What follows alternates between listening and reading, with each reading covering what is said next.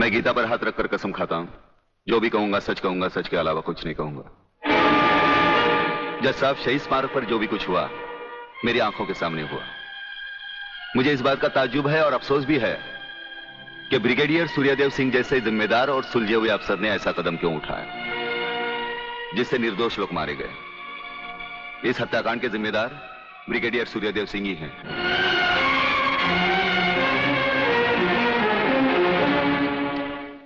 Brigadier Suryadev Singh, अदालत ने आपके खिलाफ सारे बयान सुने। आप अपनी सफाई में कुछ कहना चाहेंगे या आपका कोई वकील है? हम अपनी डिफेंस खुद करेंगे, सिर्फ आपकी इजाजत चाहिए। इजाजत है? आप गीता पर हाथ रखकर कसम खाइए, जो भी कहेंगे, सच के सिवा कुछ नहीं कहेंगे।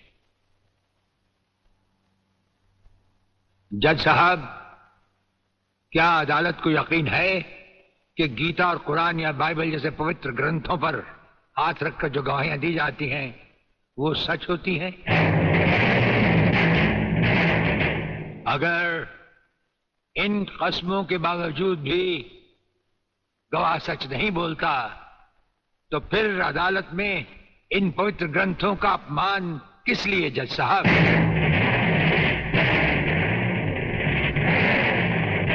अगर फैसला ऐसे सबूत और गवाहों की बिना पर ही होता है जो पैसे से खरीदे जा सकते हैं तो बंद करवा दीजिए ऐसे रस्म और रवाज जो कि झूठे हैं।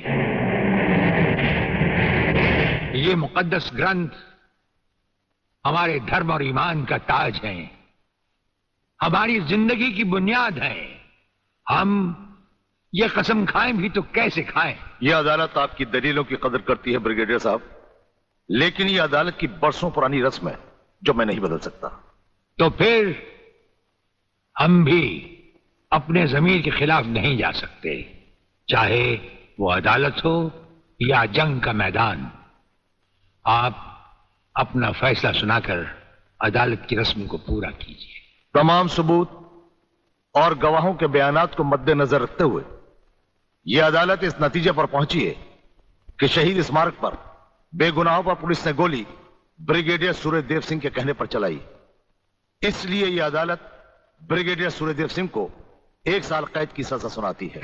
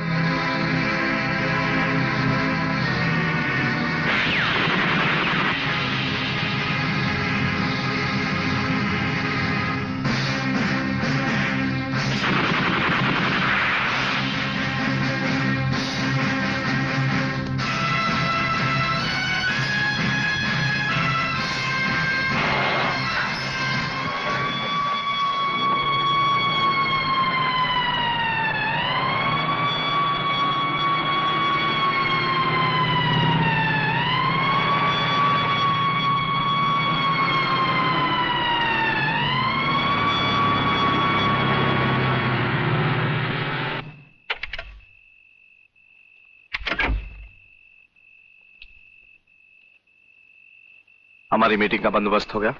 Yes sir. सूर्यदेव सिंह को आप जेल के तहखाने में मिल सकते हैं। गवर्नमेंट डिसिप्लिनरी एक्शन का मामला है, इसलिए हमारे साथ हमारे सेक्रेटरी के अलावा और कोई नहीं जाएगा। Right sir. This way please.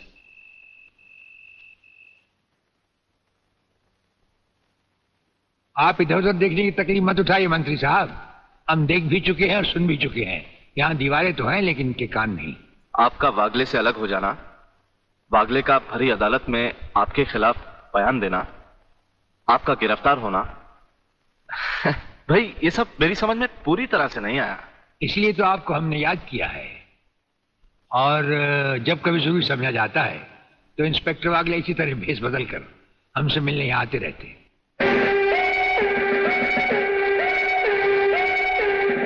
Sir, brigadier साहब का हमसे अलग होना, जेल में आ जाना, इससे दुश्मन हमें कमजोर समझकर लापरवाह हो जाएंगे और उनकी इसी लापरवाही का फायदा उठाकर हम उनकी जड़ें आसानी से काट सकते हैं। हम जिन जराइम की तलाश में हैं उसकी कुछ जड़ें इस जेल की 4 दीवारी में भी पैवस्त हैं। उन्हें ढूंढकर निकाल कर हमें खोदना होगा। और मंत्री साहब, आपसे खास बात ये कहना थी कि हमारी गैर हाजिरी में इंस्पेक्टर वागले आपसे हॉटलाइन पर बातचीत किया करेंगे। ये जब कभी भी आपसे कहें, आप हमारे लिए रिहाई के ऑर्डर भिजवा दीजिएगा। ठीक है, आप जब चाहेंगे आपकी रिहाई के ऑर्डर्स भिजवा दिए जाएंगे। नमस्कार। Cheers!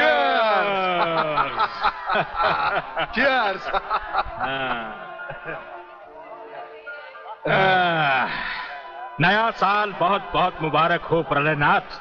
नया साल तुम्हें मुबारक और सूर्यदेव सिंह का जेल जाना मुझे मुबारक। राधा बिटिया कहीं नजर नहीं आ रही। नजर तो तुम्हारा बेटा रसिक नाथ भी नहीं आ रहा। अरे भाई, इन नौजवान लोगों का हम बूढ़ों से क्या मतलब। मना रहे होंगे कहीं नया साल अपने जवान दोस्तों के साथ। प्लीज रसिक, ऐसा मत करो ना। अगर ऐसा नहीं करूंगा तो नए साल का सेलिब्रेशन अधूरा रह जाएगा मेरी जान। रसिक, तुम जानते हो मैं तुम्हारे बच्चे की माँ बनने वाली हूँ। माँ?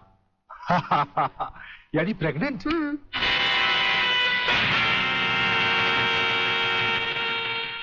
अनीता, तुम? हाँ, मैं। कह दो इसे भी, प्रेगनेंसी में परेशानी क्या है, करवा लो अबॉर्शन। शादी बाद में कर लेंगे, अभी तो हम बच्चे हैं। क्यों, यही कहा था ना तुमने मुझसे, और न जाने किस किस से कहा होगा। अनीता, अनीता, कब तक तुम मुझे यूं ही ब्लैकमेल करती रहोगी? राधा, राधा ये सब तुमसे झूठ बोल रही है। ये मुझे बदनाम करना चाहती है। इसकी बातों में मत आना तुम। मैं भी तुम्हारी तरह इसकी भोली भाली बातों में आकर इसके बच्चे की माँ बनने वाली हूँ। मेरे बच्चे की माँ? अरे ना जाने किस किस का पाप अपने पेट में पालकर तू मुझे उसका पाप बना रही है। रसिकनाथ, जिसका पाप मेरे पेट में है उसे पापी का अंत करने आई हूँ।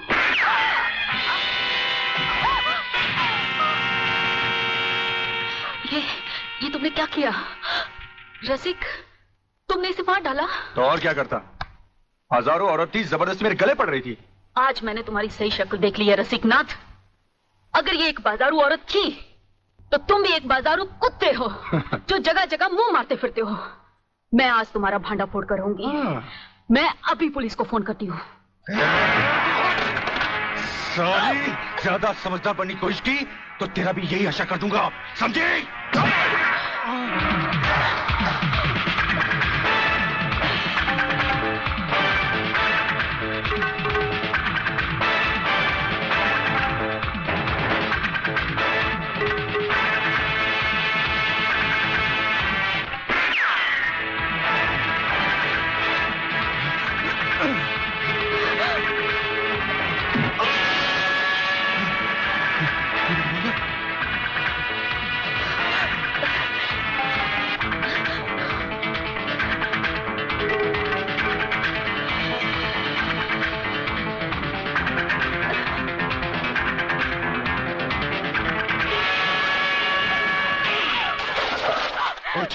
पुलिस को बताएगी, पुलिस को बताएगी। जिंदा रहेगी तो पुलिस को बताएगी ना। न रहे बास न बचेगी बांसुरी। मैं तुझे खत्म कर दूंगा कमीनी।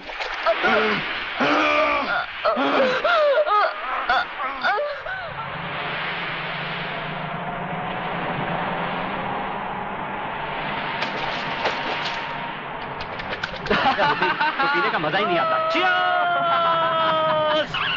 अरे क्या हुआ? अबे सामने देख, लड़की की लाश। अरे नहीं यार, ये भी कोई हमारी तरह नशे और मस्ती में चूर लगती है।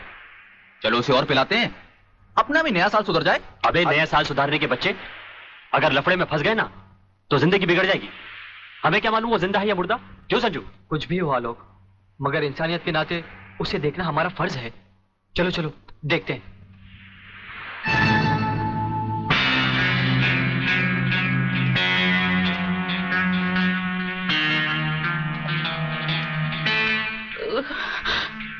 मुझे मत मारो प्लीज।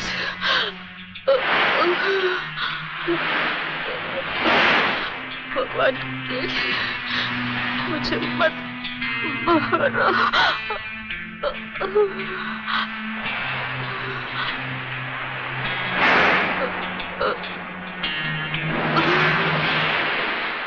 अरे ये तो फिर से बेहोश हो गई। लगता है किसी ने इसे बहुत मारा है। चलो इसे अस्पताल ले चलते हैं।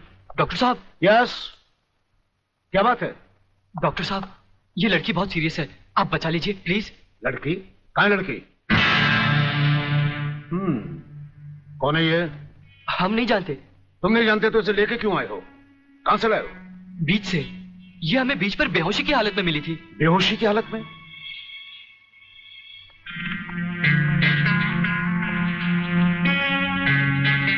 इसकी हालत तुम लोगों ने इसके साथ 31st नाइट बना के तो नहीं की है ना?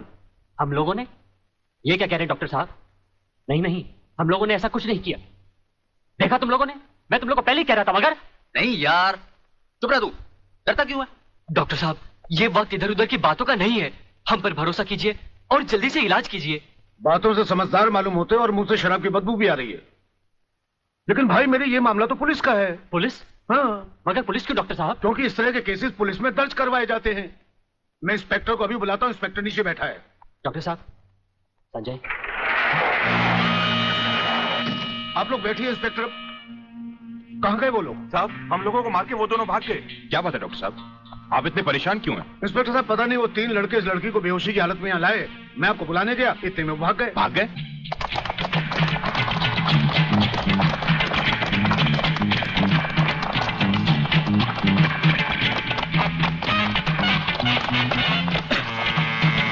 अरे जल्दी कर।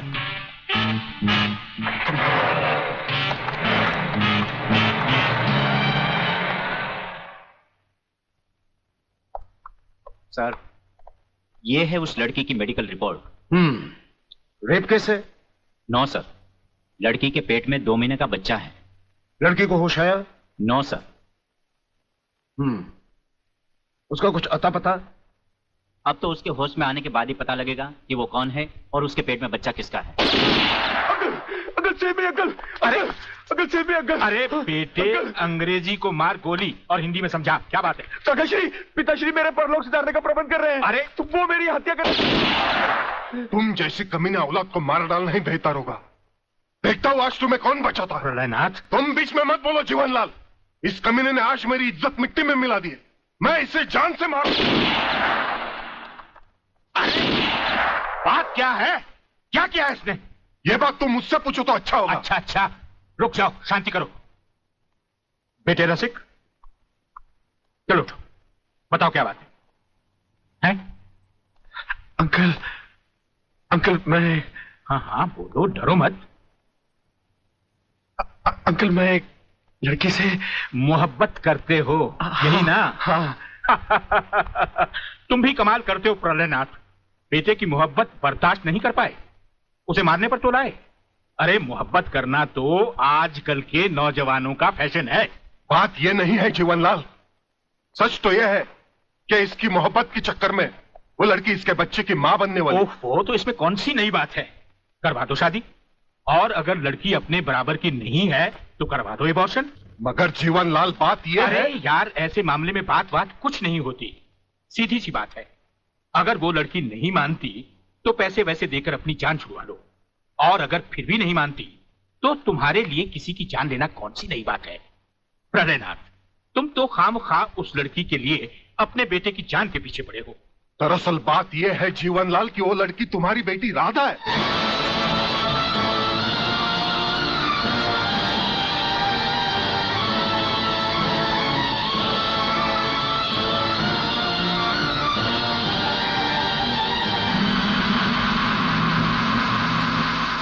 सारी चीजें दर्ज कर ली?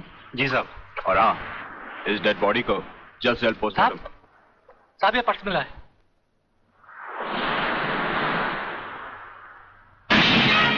संजय आर चौहान। मेरा पर्स बीच पर या अस्पताल में गिरा है। अगर वो पुलिस को मिल गया तो कहीं हम फंस ना जाए। नहीं यार, अरे जब हम लोगों ने कुछ बुरा किया ही नहीं है तो हम फंस क्यों जाएंगे? अरे मैंने पहले ही कहा था कि इस चक्कर में मत पड़ो, उल्टे फंसेंगे। लेकिन मेरी सुनी किसने थी? मैं कहती हूँ डर डर के कब तक ये बात सबसे छुपाते रहोगे। चलो माँ जी को सब सच बता देते हैं, सब ठीक हो जाएगा।